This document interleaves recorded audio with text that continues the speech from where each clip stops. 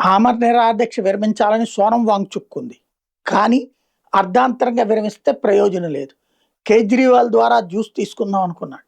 కానీ అక్కడ కేజ్రీవాల్ వద్దు మీరు కంటిన్యూ చేయమంటున్నాడు. ఎందుకంటే ఈయన గనక చనిపోతే ఇదిగో ఒక శాంతి దూత చనిపోయాడన్నటువంటి కోణంలో ఆయన ఒక మహాత్మా గాంధీ లాగా భారతదేశానికి ప్రపంచానికి చూపించి పంజాబ్ ఎన్నికల్లో విజయం సాధించాలని కేజ్రీవాల్ చూస్తున్నాడు.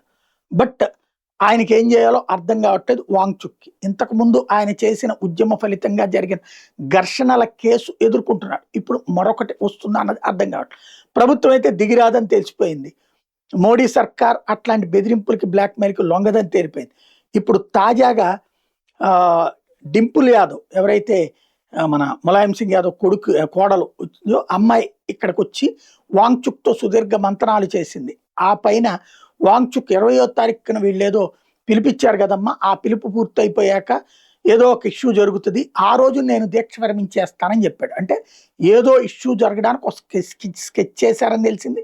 అదే సందర్భంలో ఆ రోజున దీక్ష విరమిస్తారన్నటువంటి విషయం ముందుగానే లీక్ అయిపోయింది. పాపం ఆవేశంలో డింపుల్ యాదవ్ ఓపెన్గా మీటింగ్లో బహిరంగంగా చెప్పేసింది ఆ లెక్క.